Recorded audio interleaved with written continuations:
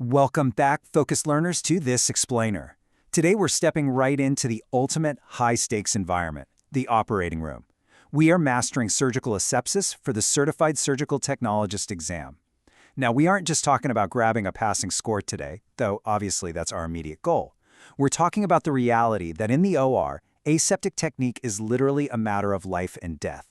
Every single action you take from the moment you scrub in is either going to protect that patient from a devastating infection or put them at immense risk. So, let's get to it. Okay, let's dive into this. If there is one absolute, uncompromising golden rule of the operating room, you're looking at it right here. When in doubt, it is contaminated. There is absolutely no such thing as probably sterile or I think it's okay when a human being's safety is on the line. If you can't 100% confirm the sterility of an item, you'd treat it as contaminated and replace it immediately. Period. No overrides, no exceptions. Here is our game plan for today's explainer. We're covering the surgical conscience mindset, mastering sterile zones, scrub, gown, and glove, maintaining the field, and finally, we'll hit some high-yield exam scenarios. Trust me, this is the exact blueprint you need to build an unshakable foundation for the CST exam. Section 1. The Surgical Conscience Mindset. Aseptic technique isn't just a physical skill you perform with your hands, it's really a mental and ethical commitment. So the crucial point is that surgical conscience requires a 360-degree awareness of your entire environment. It means you call out a break in technique, whether you caused it, whether you witnessed it, or even if you just suspect it. And listen, this is highly tested. The exam loves to throw scenarios at you where a surgeon tries to pressure you to keep going to save time, or claims they didn't see it happen. Your surgical conscience does not bend to pressure, it doesn't bend to authority, and it certainly doesn't bend to convenience. You always acknowledge the break and fix it. Let's move right into Section 2, Mastering Sterile Zones.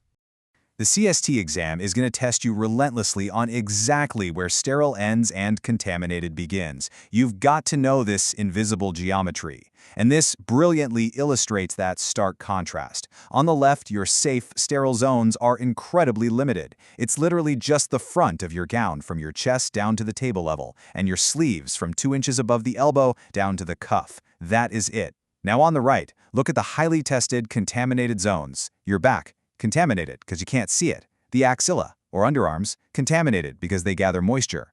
Anything below your waist, anything below table level, your collar, all completely contaminated. Which brings us perfectly to the hands rule.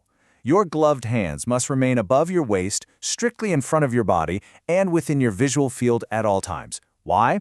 Well, if you drop your hands below the table level, they've just entered a non-sterile zone. If you put them behind your back, non-sterile zone.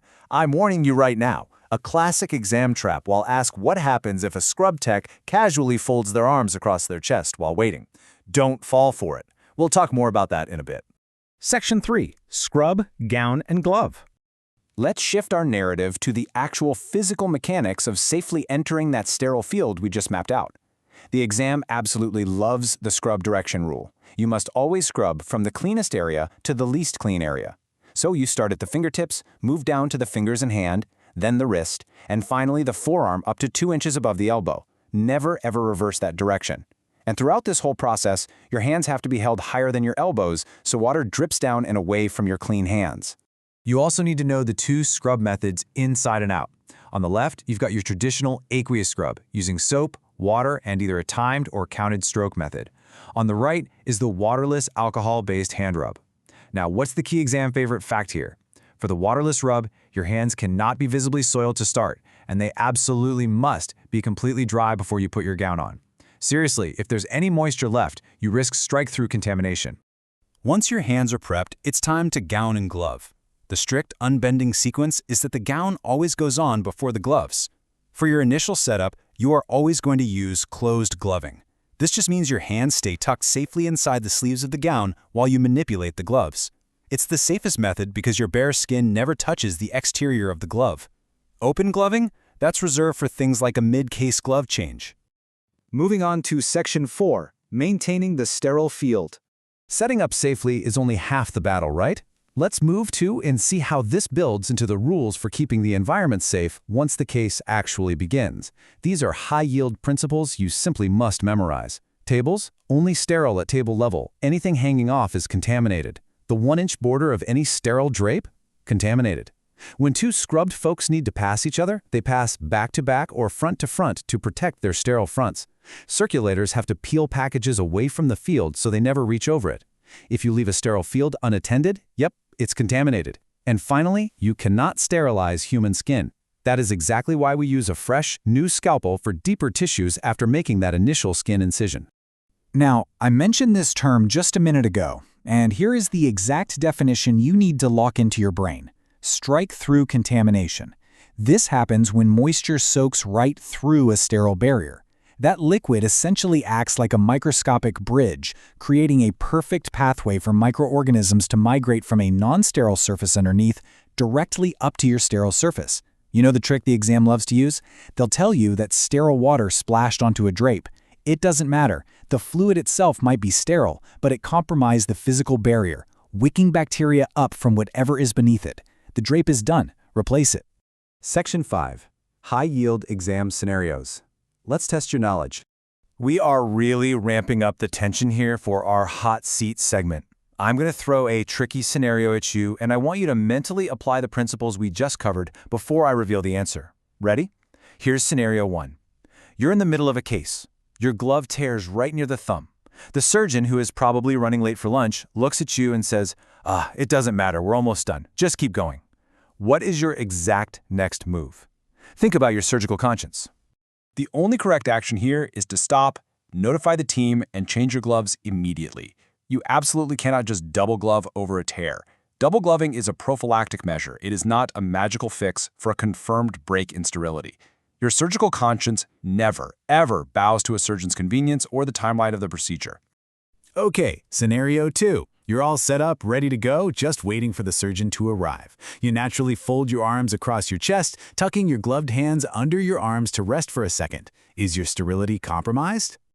Now, what's really interesting about this slide is that this is an incredibly common behavioral trap. The action, yes, you are contaminated. By tucking your hands, they just enter the non-sterile axillary, or underarm area. As we learned in our sterile zone section, the underarm is a major moisture trap and is strictly off-limits for your clean, gloved hands. You have to keep those hands in front of you. Let's try scenario 3. A sterile instrument gets bumped and falls off your Mayo stand. It lands right on the dry, perfectly sterile patient drape, and it's well away from that 1-inch border edge.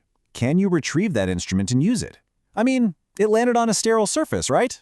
Decisively no. Do not fall into this gray area trap on the exam.